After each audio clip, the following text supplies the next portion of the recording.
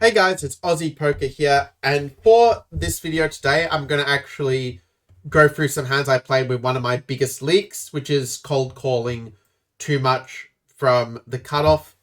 Because when I looked at my stats, I noticed that my cold calls were, generally, like I was actually making money cold calling from the big blind, funnily enough, where I was protecting with quite good ranges. But with all the other positions, I was losing a little bit of money. Not that much, like just a small amount. But then I noticed in the cutoff that I was losing quite a lot of money by cold calling in the cutoff. So we're going to review those specific hands I played in June. That is up till June 19th, as that was like the last 20 I played at the time I record this video. So yeah, let's have a look at this hand and see where the wheels came off. So this one, yeah, we have this guy making a 3x raise, and I guess the reason I decided to cold call here is because I felt, I have a suited connector. I'm in position when I make the call. So it's a hand where if I miss, I can get away quite easily. But then if, I do hit, I can potentially win a big pot. Where I felt that by cold calling, it would keep the SPR at a stage where, we still would have an SPR of like 33 or so there. Whereas if I were to free bet and he calls me, well, then the SPR is a lot lower, so less likely to kind of get paid off. Like, say, if I make it, 15k, then it's only an SPR at 10, which is just not really going to be good enough for the suited connectors. But at this point, I end up, just going, completely crazy here. I think I played this hand, I was in sort of, maniac mode on the 19th or something, if I remember it correctly. Yeah, when this guy raised, I just think I was just, really tilted, where I felt like, okay, I'm either... Because I remember this guy, actually, he had been free betting me whenever I flat called someone's raise. He was just free betting every single time. And I think I just mentally snapped and just decided to 4-bet with 9-8. If it was a small stick take, 4-bet is not the worst hand to have as a bluff. But then when he shoves, I just have to fold because he just clearly has aces at this point. So we can sort of see, that this one, I think I just lost emotional control. Where I think in retrospect, knowing that this guy was going to be free betting quite a lot when someone cold called a raise, the smart thing to do would have been to pay better attention at and just default this hand. Even though it plays well post-flop, the risk getting squeezed by these guys, or even one of these short stacks shoving on me, that was sort of the real mistake, being in the hand in the first place. I should just fold here, realizing I'm not going to realize my equity against these, these other stacks, well enough. But anyway, moving on to... And so, we see we have a under the gun... Well, okay, under the gun +2, going for a raise. And I think here that just calling with the suit ace is okay, because the suit ace can, hit quite well post-flop. When you have an ace, you also make it less likely that they have an ace. But it's not ideal, because at the same time, it's true that you are, basically, he's only probably going to be playing, ace, probably 7, maybe ace 6 and better. But let's say ace 7 and better. So that means, nearly all the hands he has is going to be ahead of us at the moment. The only compensating ace we are in position, but... Well, at least if this guy doesn't sort of squeeze or something. But yeah, let's have a look at how the hand plays out. Try not to be too results-oriented. But a big problem with cold calling also is that you also allow these guys to get in so cheaply. To get a very good ratio to enter the pot, just 26% equity. So it's a case where I do think that next time I would actually probably free bet here as a bluff. With the idea that if he just cold calls, we have the initiative, we have position, and we can often take down the pot close flop with a C-bet almost on any run out. Whereas if he 4-bets, we're able to get away and kind of avoid, losing more money later, at least. So, anyway, this one, we have a multi-way pot, which is total cancer. We just completely miss, and yeah, we are in a spot where, we'd like to C-bet and try to take it down, but the problem is there's so many kings and jacks in his range. They have a lot of kings and jacks in their calling range, so it's a spot where, this guy bets, and we kind of just have to give it up, unfortunately. And then, it's 4 to a straight, and we see that this guy has king, queen, and this guy had pocket 2s, so it was a case where, if we had, free bet to, 1,150, then, king, queen, and pocket 2 should just fold, and we would just be able to probably take down the pot post-flop a lot more easily. So we can see, even though the cold call wasn't bad in isolation, it set us up for a position where we really had to hit our hand, which would only do a small percentage at the time, and with the stacked pot ratio, it just wasn't really worth it. It was just better to free bet and just get these guys chunk out of there. But moving on to the next one, we see that we have a race from the under the gun +2 position again. Very nice bit of a pattern. Yeah, I decided to flat with the king queen against the min raise. Again, I think I actually should free bet in this spot. I think the reason I flat called, I saw this guy was only raised one of 16 hands before this one. So I figured his range is quite tight, but a king queen is just a bit too good to fold. I think that's how I justified the call to myself. But then you also are giving the big blind a really good price to get in, and they can get in with all kinds of junk here. Like this guy bets 500, and like you're already in a tough spot in that, you have to kind of call or you're going to be very exploitable. But if they keep firing, like, is your queen any good here? This sort of like comes a very tricky question. And I sort of decided at the time that it probably wasn't any good when he fires two streets, figuring if he had a weaker queen, he probably would just check it. And if he had, he might have some backdoor spade draw, but then it would probably be with an ace in hand. So that's why I sort of decided to fold. But you can again see like how king, queen, even though I had position, the other players were able to just keep betting. So that even when I hit my hand, I still am not any good multi-way here. So it's kind of, you can see like the problems that come out with cold calling. Where like, to make it work, I probably have to like raise on the flop, like I probably have to, raise as a bluff here some of the time. And when he makes a bet that small, like I probably should actually like raise it to 2k to sort of make it work. And if they have an ace, like you're just kind of just building the pot for them. It's just very tough spot, honestly. But yeah, basically, here we have another cold calling, and I think with the suited ace, it's not that bad of an idea to do it, because I think you can get away quite cheaply if you miss. But again, you're just allowing these guys to come in. You're stuck in this multi-way pot, where if you miss the board, you're just throwing away money, basically. And then I decided to go for a small bet, which I kind of regret. I think I should just, check and just like fold on the turn when someone bets. But yeah, I decided to try to leverage the power of position, which doesn't work because we do get called. And when I check and he bets, I kind of just have to fold here. It's a case where like maybe if you're going to go for this, you always have to triple barrel. But the problem is like this guy is quite short stacked. Like you're just kind of punching off your stack for no real benefit. So again, a case where you can see like getting this got me in trouble, and I probably just had to, just check fold when I missed the flop here. So not really an ideal outcome once again. Here we see, that against a 2x raise, pretty deep stack, I do decide to flat with the suited connectors. Unfortunately, the blinds do fold, so it does put me in a pretty good position. But then this guy bets, and you've got two backdoor draws and second pair, so you can't really fold. I do think that maybe I should have considered actually raising in this spot. I think that to make cold calling work, I kind of need to realize that when I cold call, I have to probably raise quite a lot post-flop in order to take away the initiative that the other guy has. But I decided to call. This guy bets again, and make this fold actually I think was a mistake. At this point, I think I just have to call and, just kind of take it to showdown. Because I do think, like, this guy, he is, he has a C-bet of 50%, but only on two hands. And, he is a little bit aggressive, but not, like, totally out of line. But it's not, like, the problem, like, when you're sort of playing these spots, like, you think, is he doing this with 9-7? Probably not. You just end up in a very difficult spot where you just have to, like, either overfold and, their bluffs kind of get you, or you call correctly, but then they're under bluffing and you're just, like, value owning yourself. So either way, you're kind of losing in that spot when you just cold call.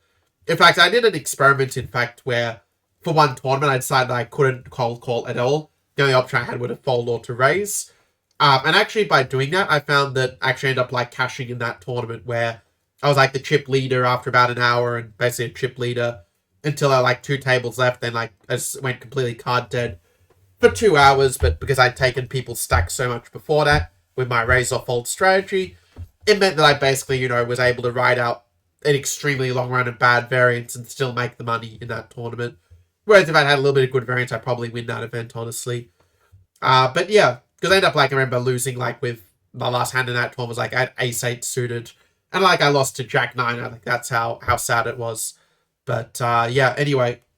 That's why I decided to cold call the suited gapper. I mean, this guy hasn't really got out of line. Like, if he had been raising a wide range, I would probably free bet there. But when this guy has, like, been just, like, limping nearly all his range, it means his raise range is going to be quite strong.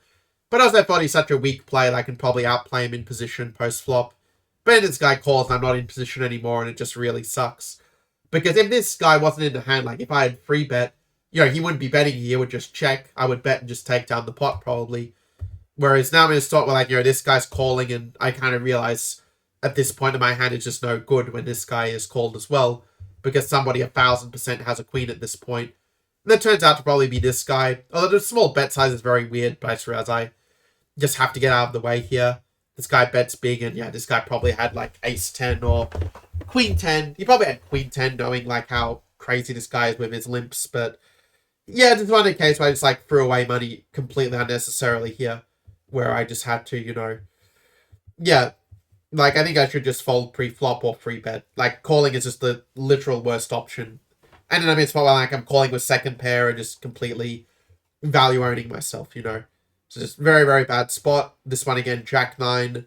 Again, should just free bet. I think that calling was just a mistake. Just gives such a good price for this other players to go into the pot. So we get another freaking multi-way spot. At least we have position in this one, but again, same situation. We have second pair and second pair. It's just not going to be any good in general on this board. Like by the time you get to river, someone will hit a straight or hit a flush or you hit two pair, something like this. We do decide to lead out, then this guy just like check raises, and at this point I'm like, okay, it's such a small price, I kind of have to call because I only need 23% odds. I do have the backdoor flush draw, backdoor straight draw. So I felt okay, like there's room for my hand to improve on the turn. But then when he fires again, I just know that I'm beaten, have to fold. And again, I just threw away all this money for no reason. So yeah, we can sort of see like just how like, you can make yourself into an extremely bad poker player just by cold calling. I think that actually cold calling is like just leads to like multi-way pots and just pure cancer. And we see it here as well, like four-way, like, there's no way 9-7 is going to be any good unless you literally hit a flush. Like it's just a absolutely disgusting hand to be in at this point. And we just have to fold. Like we even have the back doors and we still have to fold because there's 4 people in the hand. Just absolute. And then we have like, yeah, a combo draw as well, which actually would have hit. So you can sort of see how we're not able to realize our equity because we cold call. Like even being in position doesn't make up the fact they're just going to fire 3 barrels and just, completely own us here. It turns out the guy had pocket king, so actually if we had kept on calling and hit our flush, we would have probably lost our whole stack due to the guy having a bloody full house. So you can see what I mean, like with this guy, like he's limping kings. Yeah, 9-7 can crack kings sometimes, but like it's just, just throwing money away by cold calling is an extremely stupid thing to do. And it's so weird, like every time I go into tour, I think, okay, I'm not going to cold call, and then I find spots where I end up cold calling and wondering like why the hell I do it, It's just absolutely ridiculous. But okay, we end up getting top pair, which doesn't matter too much because our top pair's dominated. We didn't hit a straight or a flush. So it's a spot where I feel like we're just going to kind of lose money almost no matter what we do. But I decide to go for the option where I lose more money, thinking, well, maybe my top pair is good. Maybe my top pair is good. No, it's not. They have a better ace, which is just kind of should be very obvious, frankly. Actually, it turns out we end up chopping by pure luck, but the point remains of that cold call, like we just ran into a better ace. Like it was just a decision that's just like very negative EV. Like being in position doesn't make up for the fact that you're dominated. So again, like very, very bad decision. We see here, yeah, that again, it's cold call. I guess my logic was, well, if I do hit the flush, I am able like to basically realize my equity a lot more being in position. But I think that actually it should just be a fold here because you're just going to way under realize your equity when you've got so many people in the hand here like this. Like even having a 6, like I'm getting a lot of trouble in this hand. Where I just make a small standard bet, like 1/4 pot or so. This guy ends up calling. And I think I came with some really harebrained conclusion at this time. They just can't have a jack. Otherwise he would have raised it. So we end up betting. He raises at this point. I figure, okay, we've got the flush draw. So we decide to go for it and he bets and I end up just having to like fold at this point because it's kind of clear he just has the jack. So, or he has like hit a king on the river if he was like just really degenerate. But yeah, it's just like another spot where like, we just get completely owned with bottom pair, just playing a way bigger pot than we should because we get sucked in by the draw, Because like if we look at, this spot here, when it goes 26, like we only need 70% odds, like we're getting the right odds to call. But we're just getting like completely owned in the process here. So we can sort of see how like basically banning yourself from cold calling is probably just a very easy way to make a lot of money in poker. Like this should just be a fold, I think, from the low jack raise. Because this guy's raising like 14% of hands. He's like the worst hand he's raising here is probably king queen, and then we're just completely dominated by that. So I should actually just fold. The cold call is just going to lose me a ton of money. This guy shoves. Obviously, I can't call, and we just threw away 2 big blinds just like that because, these players are crazy, and yeah, we're just playing very, very badly. And there's another, like, we called the pocket 8s, but the problem is when you call the pocket 8s, you're just purely set mining here, where when you're set mining like this, what happens is, you're just, how to say, if you hit your set, your winners like probably win their stack, but or at least a decent chunk of it when they hit. But if you don't, then you may end up just having to fold when the overcards keep coming, and they probably will come.